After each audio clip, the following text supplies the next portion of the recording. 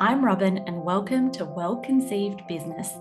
We help online business owners within health and wellness to create a business and life that is not only well paid, but well lived. Here you'll find honest and refreshing conversations about what it takes to create a business around your life, what healthy hustle looks like, as well as insights and tips on growing your audience, your signature program, your profit, and your peace. Ready? Let's go. Hello and welcome to the first episode of Well-Conceived Business. In all honesty, every step that I take with my business blows my mind. I honestly would never, if you had said to me 10 years ago, this is what you would be doing, you would be having a podcast, then you would have this fertility podcast with nearly 1 million downloads, and then launch a business podcast, I would have laughed in your face. I have always taken leaps forward in my business based on what has felt good at the time, and never would have conceived, pun not intended, that this would have been where my life and my business would have taken me. But here we are, and podcasting is honestly my love language. It's where I feel I can openly and honestly talk to you and share my insights, my experience, my tips, and so much more in a way that I can't do on any other platform. I have tried channels like YouTube before, and I never feel like I can authentically show up. But when I show up on my podcast, I feel like I can offer so much incredible value. So here we are in this first episode, and I guess that the best place for me to start is with how it all started and how it is going. So from the title, I guess you can see that my journey began with my very real and raw experience with infertility. And I'll start with 2 years into our journey when we had our first counselling session because we were about to embark on IVF. And all I could think in that first counselling session was, this is 2 years too late. I could have done with emotional support on my journey right when we were first starting trying to conceive. And it's this really unique niche / stage in people's lives, because so often they navigate this in secret. And so often people are struggling right at the start of their journey, but nobody knows about it because they don't tell anyone about it. And the counselor that we saw gave me these surface level strategies like just stay busy. And I just remember sitting there in disbelief thinking, that's all you're giving me? Like, here we are about to embark on IVF, and that's the strategy that you have? I thought, as someone, who had trained for however many years, you would know more than that. And that was fine. I had already learned so many coping techniques on my own. And then we had a miscarriage following that first IVF cycle. And that was the point that I realized I could no longer white knuckle it through on my journey, and that I actually really needed further support. That whole concept of, if nothing changes, nothing changes. And I had been a wellness blogger for several years at that point. I had a vegan food blog. I had been somehow managed to be featured in 2 cookbooks. I had newspaper features. I had thousands of website hits, and my recipes would be featured all over the place on the internet. And I was really, really lucky because I had at that time, I guess, wellness, inverted commas, friends who, because of that vegan food blog, because I was in Australia and had a wellness community, friends who were brain care specialists, clinical psychologists, life coaches, mind detox therapists, all sorts of different people within that community that I had built, who were able to support me in strategies to help me cope, support me through that time.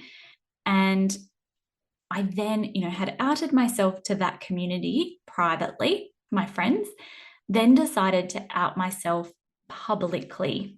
And I published the very first, I guess, post or article on a public website, but anonymously.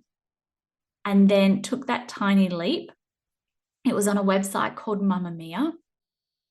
And I then decided to announce it on my personal Facebook page. And when I did that, all of these other friends reached out and said, "Oh my God, we've been struggling with this too. Thank you so much for sharing." And I guess because I was already part of this community of women who had blogs and businesses around wellness, etc., one of them said to me, I started working with her as a coach to kind of figure out, like, what do I do? What are my next steps here? Do I start talking publicly on my blog about infertility and my experience and what I'm going through? And by this stage, I'd had my first daughter, Chloe. I learned so much about mindset and emotions and how to navigate these truly prickly experiences in life. And she suggested, create a podcast, create a Facebook community. And I went ahead and did that. Like, every time I've made these business decisions, sometimes they've been really big decisions that have not been particularly well thought out. I've just done it. So she said, why don't you create a podcast? So I just went ahead and I was like, okay, and created a podcast. Little did I know, like I said at the beginning of this episode, that it would then reach something like 1 million downloads. I think we're at about 965,000 downloads of my podcast, The Fertility Warriors. The name wasn't well thought out. Like, none of it was particularly well thought out. If you go back to the beginning episodes, they are probably janky AF with poor recording quality. I'm sure they probably didn't have like any calls to action or anything particularly strategic about them. I have a bit of a rule that I never go back and listen to past podcast episodes. I think it's happened a handful of times out of 215 episodes because I don't want to hear it. I put things out there and I know that they will get better with time, but at the beginning sometimes sucks. So I went ahead and I did that. That was, 2016. I think we released the first episode of the Fertility Warriors. And in the first 3 years of the podcast, guess how many episodes we had? A grand total of about 33 episodes over the first 3 years of the podcast. It was a labor of love at that point. In 2018, though, my second daughter was 10 months old, and I decided that I no longer wanted to go back to my part-time role in marketing.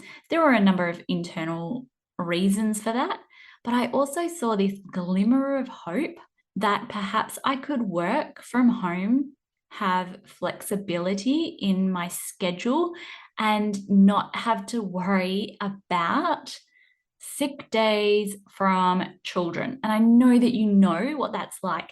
The second they start going to daycare or the second they start going to school, the first year feels like every second day they're being asked to come home because they have a snotty nose or whatever that is. And it's really hard to navigate that, right? Super hard. And so I had this little glimmer of hope that perhaps I could have a business from my blog / podcast, whatever it is. So I had a glimmer of hope. I hired myself a life coach to get over the guilt of feeling like I wasn't just cut out to be a stay-at-home mum, and it was actually okay for me to work and not have to be the one like staying home and doing everything, that I could hire a cleaner and not have to want that role, even though making my children was a journey that was more than 5 years in the making. I wanted them so badly. It was the one thing that I wanted in my life so badly. And then here I was feeling like, surely there's something more to my life than just this identity of becoming a mum. if you're in that space, if you feel like, do I feel guilty about wanting to work, wanting something outside my children? This is your permission slip to have that, to not have to spend every single waking hour doting after your children and husband, because yes, you can have multiple things. And even if you have struggled to have your children, you are allowed to also want time away from them. And I now proudly declare that I am a great mum when I am part-time, when they go to school, when I have time off, when I have time to be able to enjoy and pursue my own interests. And my biggest interest is my business. I freaking love it. I cannot tell you how much I love showing up to work in my business every day, although it hasn't always been that way. So in 2018, the beginning of 2018, I quit my job and I also hired my first a business coach. And it was $4,000 for 8 weeks. I still remember it. And I can't remember if it was weekly or actually even only fortnightly calls that I would work with her. But what I wanted to know is, can I make this a business or a job? And I went to her and I said, what do I do? Do I do marketing and business? Because that has been my career for the last 20 years. I have navigated 8-figure, like multi-million dollar contracts just for advertising in newspapers. I've done TV ads, radio ads. I've done one-day events that have made $100,000. I have had my hand in all sorts of different businesses, marketing campaigns, Facebook ads, all sorts of different things. Should I make that my business? And she was like, well, no, you've already got this podcast for infertility. You've already got these people on your email list. Why don't you actually use that? So cool. I thought, fine, let's do that. And so she helped me in that 8 weeks get a group coaching program off the ground. It was bananas. I put the call out to my audience and I said, do you think you might be interested in me sharing with you the things that I had learned? I didn't have any formal qualifications in life coaching or anything at that stage. And I just put it out to my audience with full transparency as, hey, do you want me to share with you some of the things that I learned on my own journey? And I had, I kid you not, nearly 50 people reach out and book in for what people now would call a discovery call. I was like, if you think you might be interested, let's hop on a call. Tell me about your journey and I'll let you know about this new beta program that I'm running. 50 people was a lot, many more than what I was expecting. But I guess in that time, the time that I had spent, unbeknownst to me, growing that audience, I had built major trust with them. So I had 50 discovery calls, although I only had 5 people sign up to that group coaching program. And I went ahead and delivered it. It included 6 live weekly calls with people. And it was literally, this is what helped me. Maybe it will help you. And it morphed later into like loads of things. But I would, said to myself, I will work on my business when my children are at daycare. And it looked like 2 to 3 days per week. And I worked like a headless chook. I didn't have direction in my business. I was like, I need to grow. I need to be out there. Let's publish 5 sporadic YouTube videos all at one time. And there were random videos like, what is ICSI?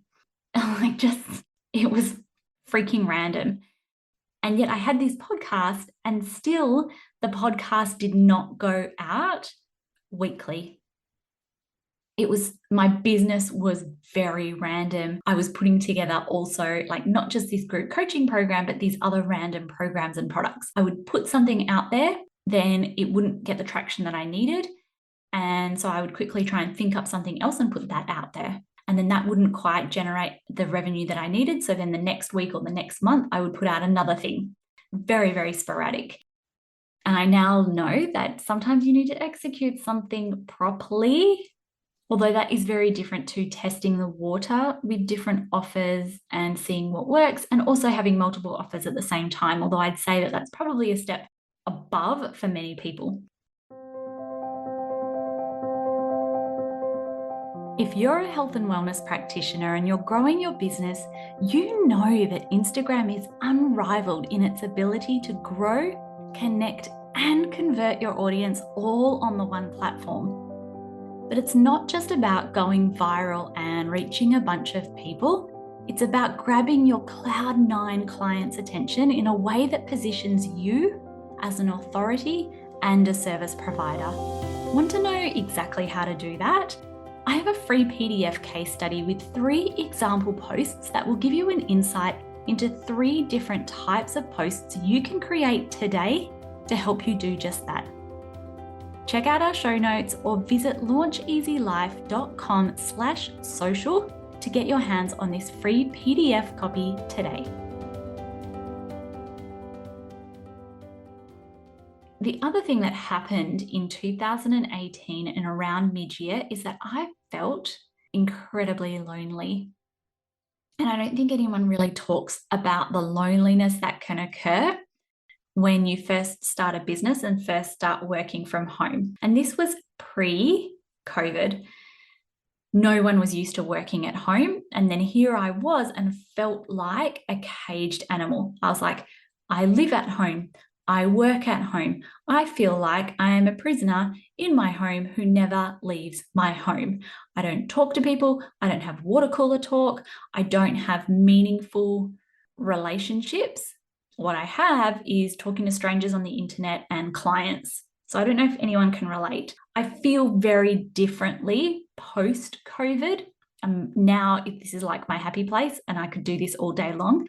But what happened was I mentioned to my husband while he was on a surf trip that I was really lonely and that I think I might go back to corporate full time, which was a big deal for me because I felt like if I wanted to be paid well at a management level, which I had been, and I was, I had bigwig jobs. I told you about, these multi-million-dollar advertising budgets. I supervised a team of nearly 20 people at one point. I had VIP tickets to AC/DC and the police with Fergie as the headliner. I used to get VIP box tickets to all the sporting games. That was the level that I had come from. And I did not feel like part-time marketing and advertising and promotions roles were available in that capacity. You would go in at more of an entry level. So I said to my husband, you know what? I think I'm going to have to go back full time. And then literally the week later, I had someone reach out and headhunt me for a part-time management role. I was like, are you for real? Like I put this out to the universe and it came back to me. And it felt amazing. And I said yes, even though it was an hour drive there and an hour drive back if I didn't catch the tragic peak hour traffic. So I said yes to working 3 days a week. And then 3 months after that happened was the incident. And I talk about this in much more detail in next week's episode. But the long and short of it was I was completely burnt out and overwhelmed and didn't feel like I had any capacity to support people in a group coaching program for fertility. I did not feel like showing up on my podcast. I did not feel like there was any space left for anything in my life that was not essential. And in terms of income and salary, I was now receiving a safe paycheck from this corporate job. So something had to go from my life and I felt like that was the business. I had that feeling in September. I thought, nope, just sit on it for a little while. November came and I still felt like that. So I announced I quit. And then I unquit. And I talk about this all in the next episode. But at that moment that I unquit and decided that actually there's got to be a way to do this, I decided, what would I do if this would work? I went back and I qualified as a life coach and mind-body practitioner. I turned my group coaching program into an online course. And I asked myself, if I had just 6 hours per week, what could I do? Or what would I do in those hours And if I could create a business that didn't feel lonely, what would I do? How do I overcome these things in that were almost like holding me back or feeling really hard in my business before? And without the intention of quitting my corporate role, because I was fairly happy there.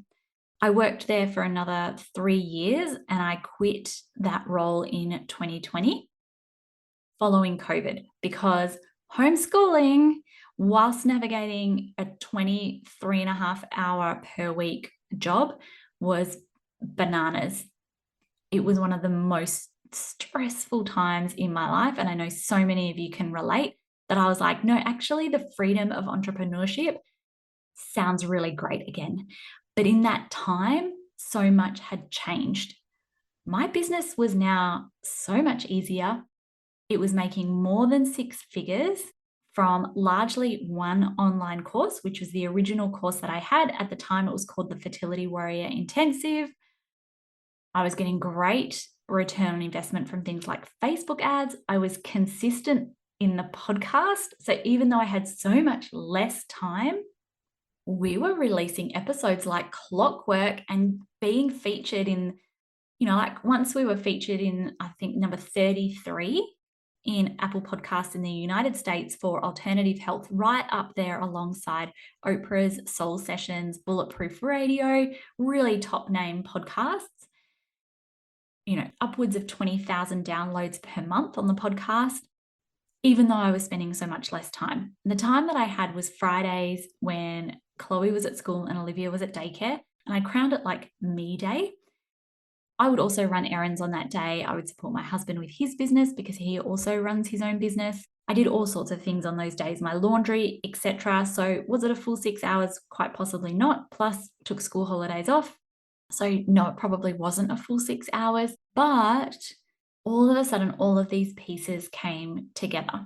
So I would tell you, if you are in the depths of building your audience or building your programs or building your business, if I had one message, it's that it is possible.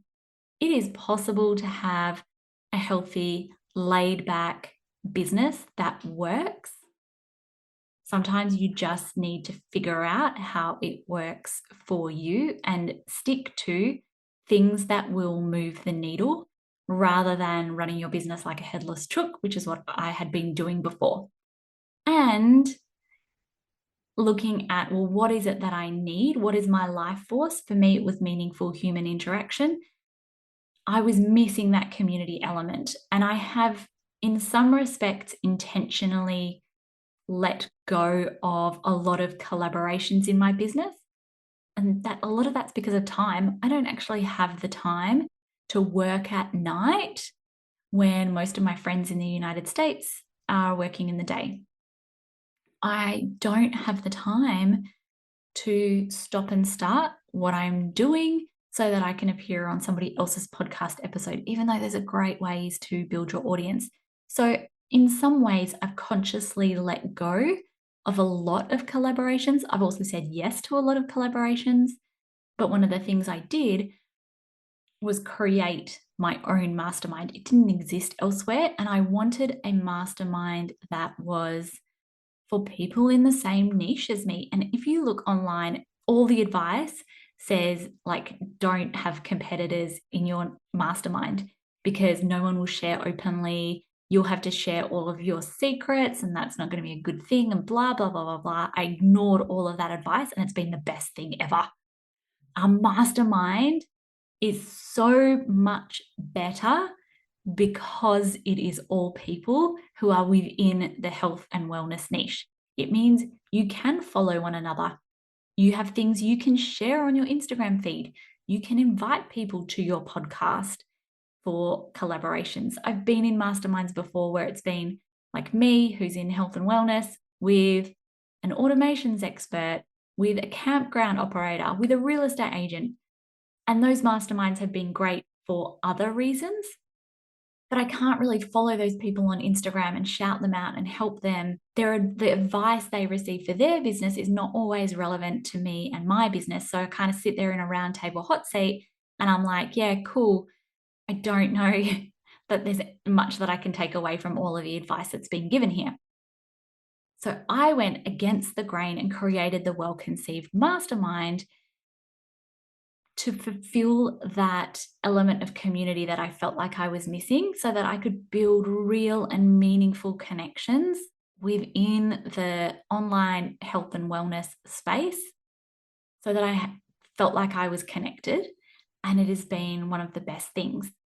And this, I could have never have imagined that 10 years ago, working in corporate marketing within Perth in Western Australia, that then 10 years later, I could feel incredibly settled, comfortable, and have a life where we talk about the tagline here for the Well-Conceived Business podcast is that you can create a business that is well paid while living a life that is well lived.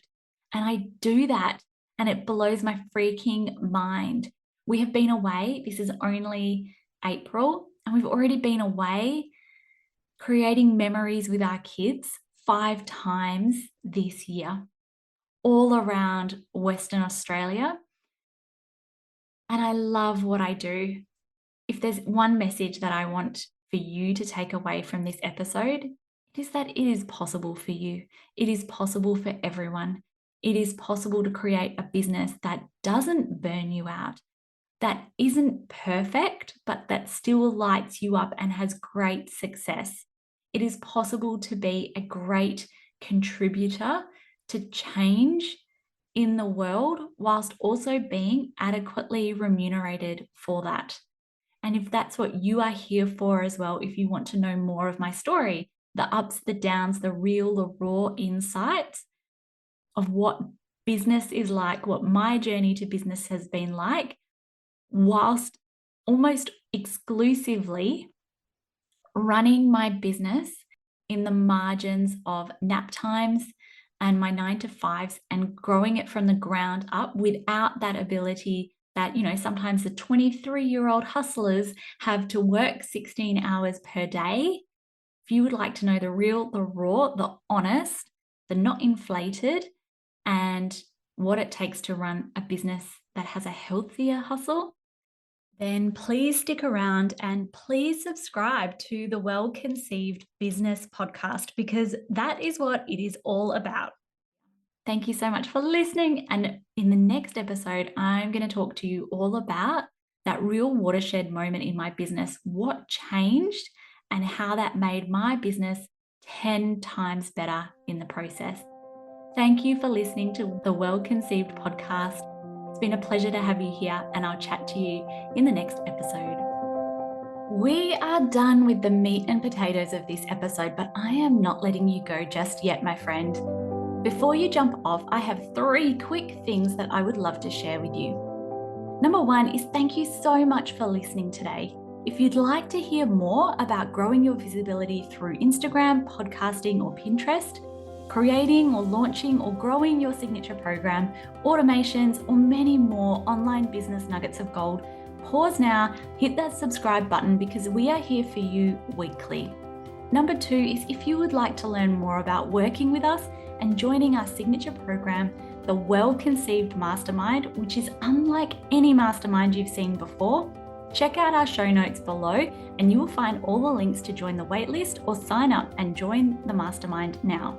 And number 3, lastly, if you do nothing else, make sure you come and find us on Instagram for daily behind the scenes and hugely savable and value-packed content. You will find us at Launch Easy Life.